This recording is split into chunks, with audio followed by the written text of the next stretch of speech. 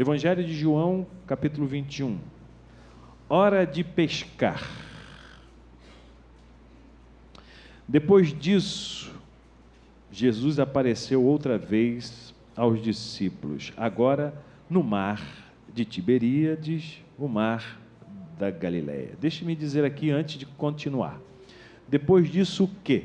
Todas as vezes que a gente lê o Evangelho, tem umas referências assim, é bom a gente saber do que se trata, né? Esse texto aqui de João, no capítulo 21, alguns vão dizer que ele nem deveria estar aqui, porque o Evangelho acabou no capítulo 20. Na verdade, esse aqui é um plus, é um presente, é uma cereja do bolo que João dá no Evangelho. Ele é chamado de quase que um pós-lúdio, sabe? Pós-lúdio é aquele último ato que a gente tem aqui, quando a liturgia acaba, alguém toca, alguém canta, e é o último ato. Esse aqui é o último ato de João. Depois de quê? Especificamente, João está aqui tratando da ressurreição. Depois que Jesus passa pelo martírio, aquilo que a gente relembrou agora na Páscoa, na semana da Páscoa, sua ceia com os discípulos, a sua traição, o seu sofrimento, a sua dor, a sua morte, o silêncio do túmulo, a sua ressurreição, depois a sua aparição aos seus discípulos. E aqui, depois de Jesus ter aparecido já por 2 vezes aos discípulos, primeiro ele aparece lá numa sala onde os seus discípulos estão morrendo de medo. Lá estava, muito possivelmente, linda Maria, mãe de Jesus, para consolar aqueles que estavam ali morrendo de medo, e Jesus aparece. Depois de uma semana ele aparece de novo, agora já com a presença de Tomé, que não estava presente na primeira aparição. Nas duas, Jesus entra e diz assim: paz seja com vocês. Na segunda, Tomé diz assim: é um fantasma, é você mesmo, Jesus? Se eu não encostar aí nesse buraco na sua mão, não vou acreditar. E Jesus então toca Tomé, e ele se apresenta. Aqui é a 3ª vez que Jesus aparece aos discípulos. Por isso que João começa a dizer: depois disso, depois dessas coisas. Depois disso, vou repetir o primeiro verso. Jesus apareceu outra vez aos discípulos, agora no mar de Tiberíades, mar da Galileia.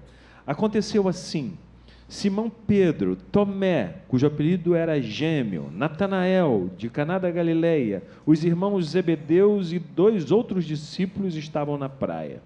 Simão Pedro disse: vou pescar. Os outros disseram: vamos com você. Eles entraram no barco, mas não pegaram nada naquela noite. Quando o sol surgiu, Jesus estava de pé na praia, mas eles não o reconheceram. Jesus disse: paz seja com vocês. Pegaram alguma coisa para comer? Perguntou Jesus. Eles responderam: não. Ele disse: lancem a rede do lado direito do barco e vejam o que acontece. Eles fizeram o que ele disse. De repente, havia tantos peixes na rede que eles não conseguiam puxá-la. Interessante um registro que Jesus, ele já tinha feito isso quando chama os discípulos lá no início, e é o primeiro sinal que ele faz ali de que ele era alguém diferente. Manda que Pedro jogue a rede, e o texto diz que eles não conseguiram, os barcos quase afundaram, tombaram de tantos peixes. E aqui, novamente, depois da sua ressurreição, Jesus repete, e por isso eles então, João fala assim: só pode ser ele já fez isso uma vez, está fazendo de novo. Eles fizeram o que Jesus disse. De repente, havia tantos peixes na rede que eles não conseguiam puxá-la.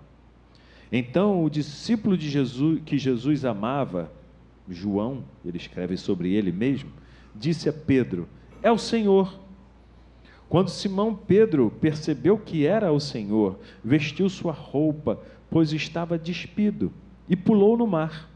Os outros discípulos vieram de barco, pois não estavam muito longe da praia, cerca de 100 metros, ajudando a puxar a rede abarrotada de peixes. Quando saíram do barco, viram uma fogueira. Havia peixe e pão assado sobre ela. Jesus disse: tragam alguns dos peixes que acabaram de apanhar. Simão Pedro juntou-se a eles e puxou a rede para a praia. 153 peixes grandes. E mesmo com todos aqueles peixes, a rede não se rasgou. Jesus sempre fazendo seus milagrezinhos. Jesus disse: a comida está servida. Nenhum dos discípulos ousava perguntar: quem é você? Eles sabiam que era o Senhor. Jesus então tomou o pão e o deu a eles. Fez o mesmo com os peixes. Era uma terceira vez que Jesus se manifestava vivo aos discípulos, desde que havia ressuscitado dos mortos. Depois de terem se alimentado, Jesus disse a Simão Pedro: Simão, filho de João, você me ama mais do que estes? Sim, Senhor, tu sabes que te amo. Jesus disse: alimente meus cordeiros. Então perguntou pela segunda vez: Simão, filho de João, você me ama? Sim, Senhor, tu sabes que te amo. Jesus disse: toma conta das minhas ovelhas. Jesus perguntou pela terceira vez: Simão, filho de João, você me ama? Pedro, aborrecido, entristecido, por ele ter perguntado a terceira vez: você me ama? Pedro ficou aborrecido por isso. Então respondeu Pedro: Senhor, tu sabes de tudo, e tu sabes que eu te amo. Jesus disse: alimente minhas ovelhas. Vou dizer uma verdade. Jesus dizendo para Pedro: quando você era jovem, vestia-se e ia onde queria, mas quando for velho, estenderá as mãos enquanto outra pessoa irá vesti-lo e levá-lo para onde não quer ir. Ele disse isso para indicar o tipo de morte pela qual Pedro iria glorificar a Deus. Em seguida, ordenou: siga-me. Virando a cabeça, Pedro percebeu que o discípulo que Jesus amava, mais uma vez, João fazendo referência a si mesmo, estava ali perto. Quando Pedro o avistou, perguntou a Jesus: Senhor, o que vai acontecer com ele, João?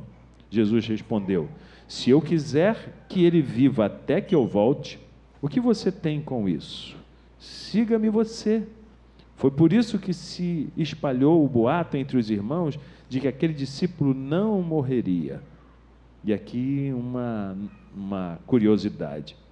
A tradição diz que Pedro foi martirizado de cabeça para baixo, crucificado, porque ele não queria ser como seu mestre Jesus. E João foi o único discípulo, apóstolo, que não morreu martirizado. Morreu de velhinho, lá exilado. Eu falei isso semana passada. E aqui espalhou-se essa notícia, então, Jesus estava dizendo que João não iria morrer, e de fato ele não morreu martirizado, morreu de velhice. Mas não foi o que Jesus queria dizer. Ele disse apenas: se eu quiser que ele viva até que eu volte, o que você tem com isso? Esse é o mesmo discípulo que foi testemunha ocular de todas as coisas e as escreveu, João. E todos sabemos que seu relato é confiável e preciso. Há muitas outras coisas que Jesus fez. Se todas fossem escritas, cada uma delas, uma por uma, não consigo imaginar um mundo grande o bastante para caber tamanha biblioteca. Há um tempo atrás, aqui, o Pedro lecionava para a gente, na classe, e ele deu, não sei se foi você, Pedro, ou se foi outra pessoa. Quanto tempo você acha da vida de Jesus que foi registrado no Evangelho? Alguns já sabem porque a gente já teve essa conversa essa semana. Quanto tempo? 3 anos? 3 anos de vida, né? É o que Jesus viveu. Mas aqui, o registro daquilo que Jesus viveu presencialmente, registro da presença, um ato presencial de Jesus. Quanto tempo você acha que tem? 53 horas. 53 horas. 2 dias e 5 horas de registro da vida de Jesus. Nada mais do que isso. E João vai dizer, muito mais coisa que Jesus fez não caberia nos livros, nas bibliotecas pelo mundo afora. Por quê? Porque o Evangelho continuou sendo escrito na minha e na sua vida. É por isso que a gente está aqui. Não se podia registrar aquilo que Jesus fez lá e nunca vai se poder, porque Ele vai continuar fazendo.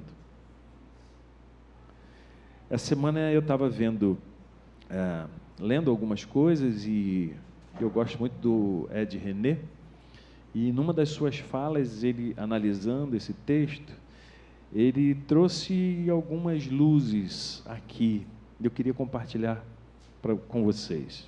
Algumas luzes são os meus pensamentos. A gente busca a presença de Deus na vida da gente. Você busca? Eu busco. Eu quero ouvir a voz de Deus. Você quer? Eu também quero. Eu quero ver Deus. Você quer? Eu também quero. Quero sentir Deus, apalpar Deus. Mas nem sempre a gente consegue explicar como é que isso é possível. Como é que eu ouço Deus? Alguém aqui já ouviu uma voz assim? Oh, Davi. Não sei. Você já escutou Deus falando assim? Eu nunca escutei. Eu já escutei Deus falando, por exemplo, estou olhando para minha filha ali. Quando ela era pequenininha, e eu saía muito, era pastor lá em Copacabana, e eu me metia assim em aceitar muitos convites para pregar. Não faço mais isso hoje, porque a minha filha me deu um sinal, que era Deus falando, para com isso, olha mais para a sua família, sai menos.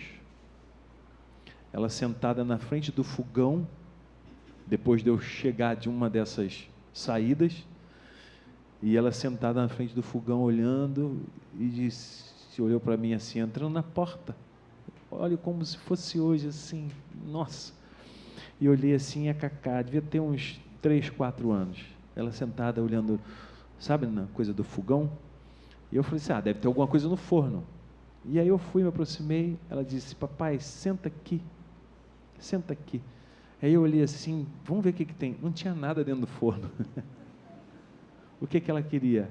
Ela queria o papaizinho, perto dela. Deus falou comigo, gente. Hoje, eu não sabia dizer não. Hoje eu falo não com muita facilidade. Quer dizer, peronomútil. Muito mais, né? Às vezes Deus fala com a gente assim, de manhã hoje eu falei, caramba, olhando ali a lagoa, passando pela ponte, não aconselho quem está de moto fazer isso, porque pode se distrair, mas foi um momento de contemplação, de perceber Deus ali. Deus fala com a gente de diversas maneiras, Ele se apresenta para a gente de diversas formas. Às vezes a gente não percebe, a gente está muito distraído também, mas a verdade é que Ele está lá, Ele sempre vai estar. Esse texto marca isso na vida dos seus discípulos. Jesus está aqui, se apresentando aos seus discípulos para dizer isso. Eu quero que vocês me vejam, eu quero que vocês me ouçam, eu quero que vocês me sintam. Lá no caminho de Emaús, que é um outro relato de Jesus se encontrando com 2 discípulos, eles vão caminhando e vão conversando, e depois Jesus sai, os discípulos ficam assim, quem é esse? E tal, depois que descobrem que partem o pão ali com Jesus, eles dizem, é o mestre, e Jesus vai embora, eles falam assim, cara, a gente não sabia o que estava acontecendo, mas o nosso coração ardia.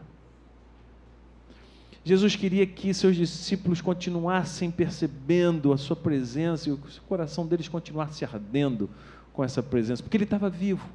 E a primeira coisa que ele faz aqui, nesse relato a gente pode ver, é que quando Jesus aparece pela terceira vez aos seus discípulos, ele está dizendo uma coisa: eu estou vivo, eu estou vivo, eu estou vivo na vida de vocês, eu vivo. Jesus ressuscitou. Também é uma outra senha, tá? Jesus está vivo. Hoje o Pedro citava lá na nossa inauguração da classe, viu, Ruth? Concorrência aqui da Escola Dominical.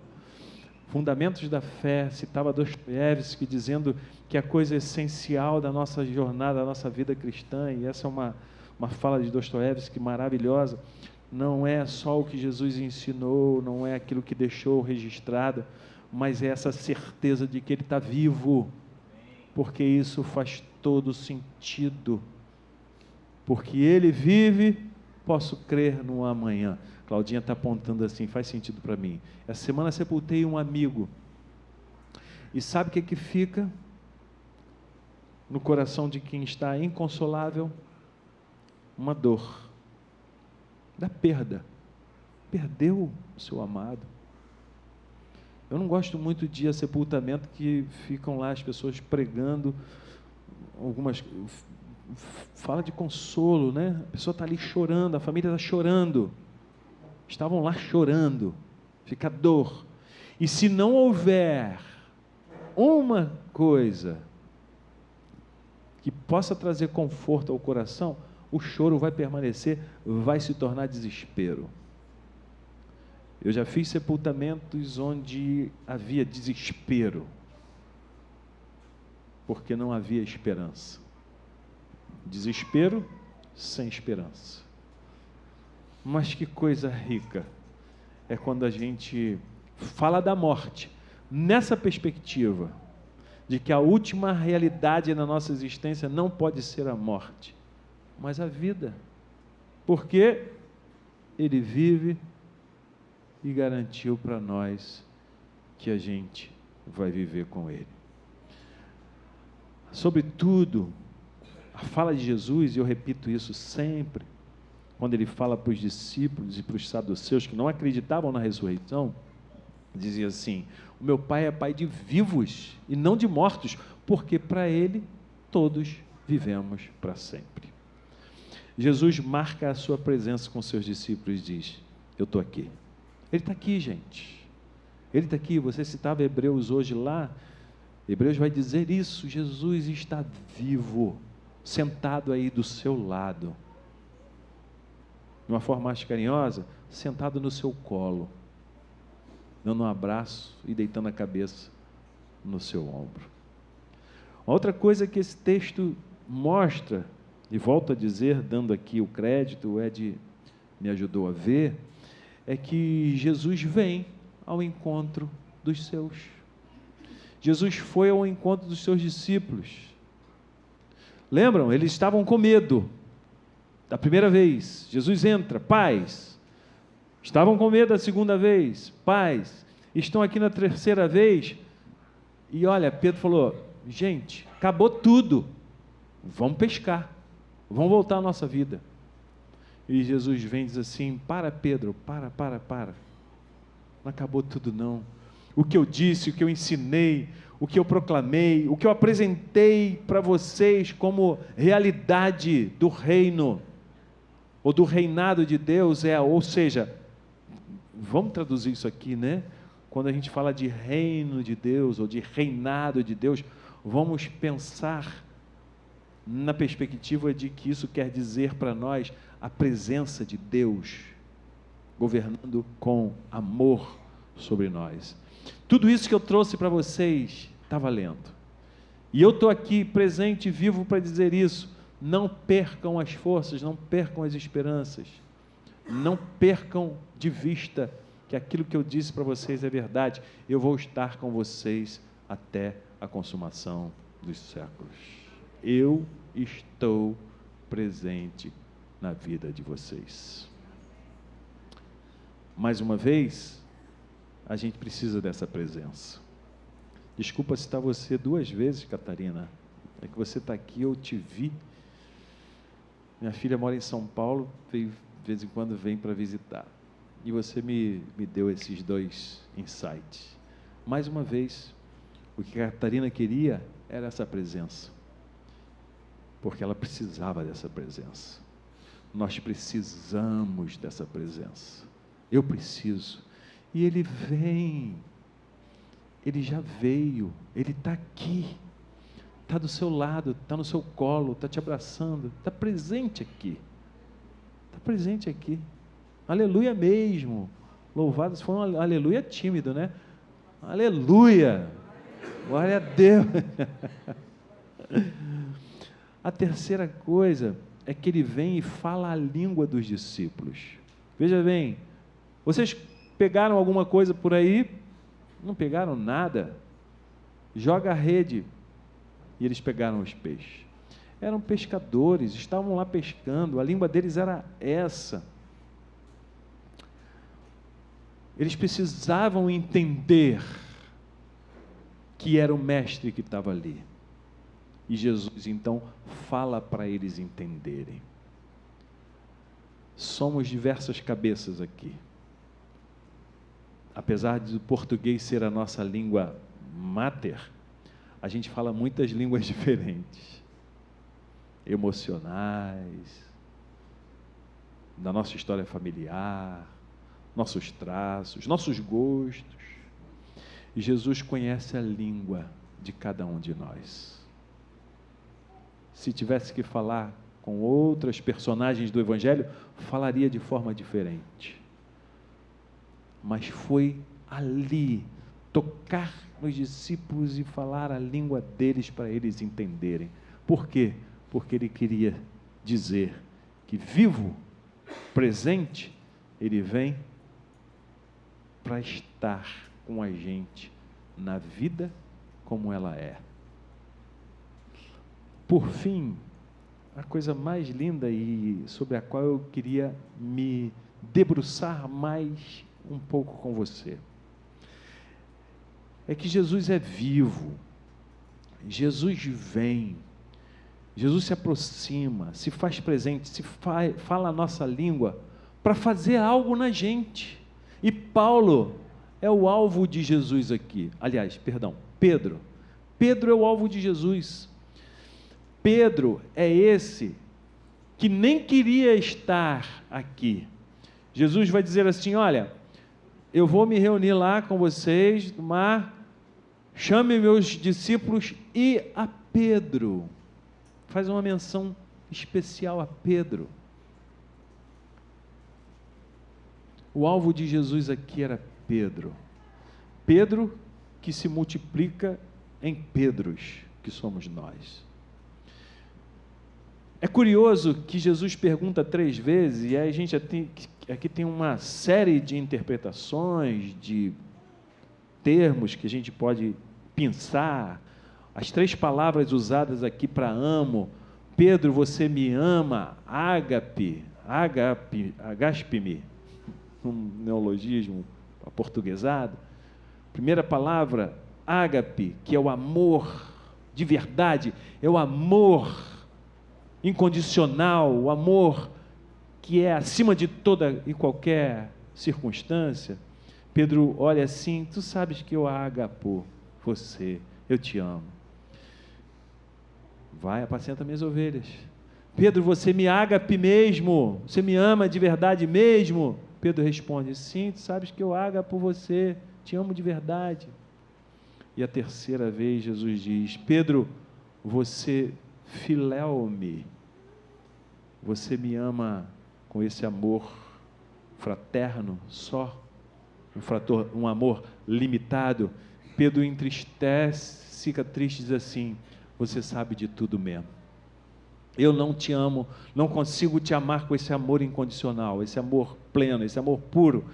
é elevado demais para mim. Eu te amo pelo menos com esse amor filéu, o amor da fraternidade.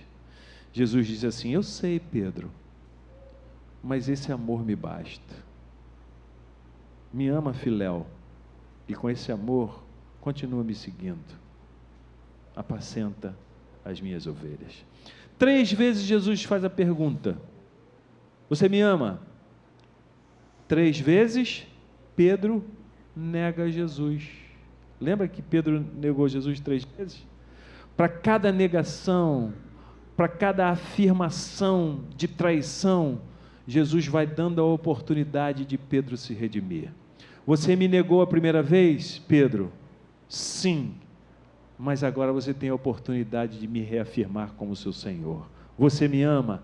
Sim. Segunda vez você me negou, Pedro? Sim. Agora você me ama? Pela segunda vez você tem a oportunidade de se redimir da traição.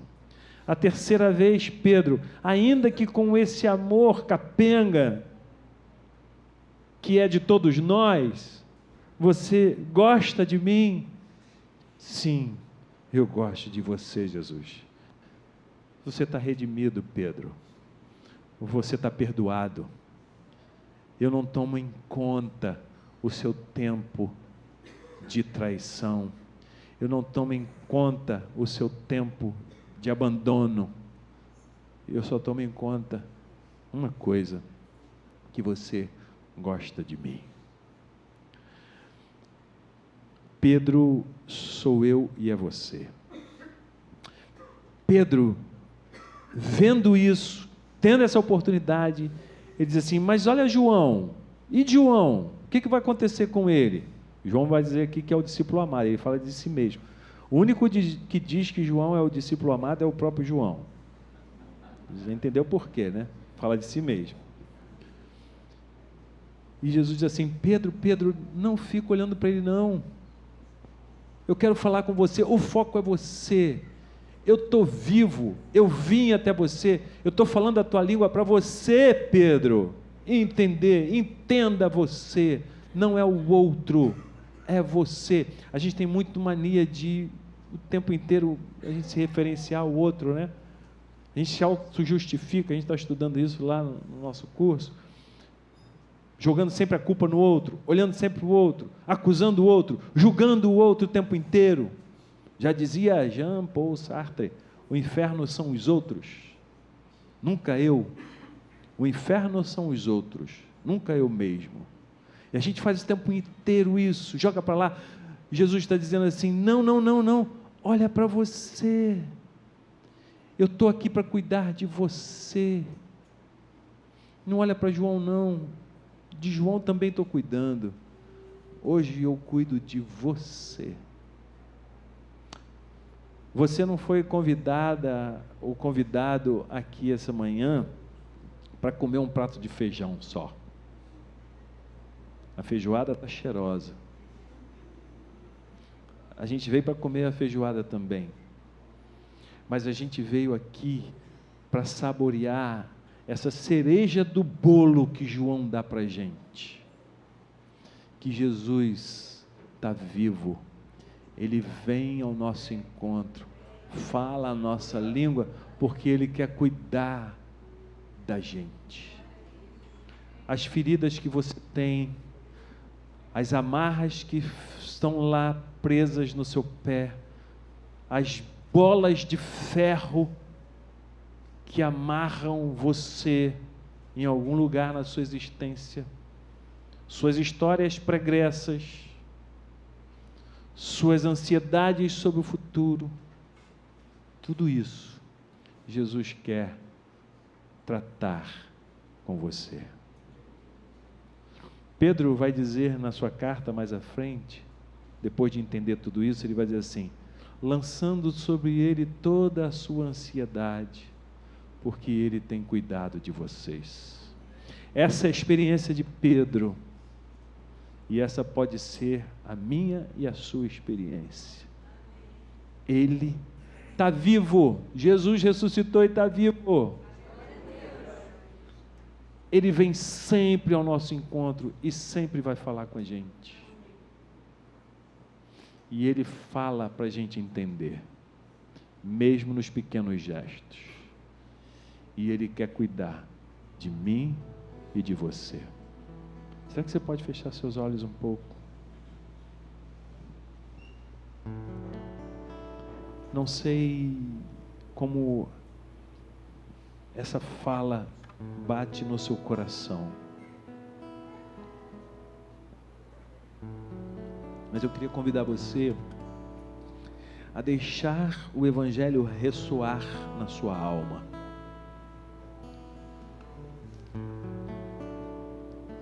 Pedro somos nós. Se há medos, se há culpas, se há alguma coisa que amarra a sua alma,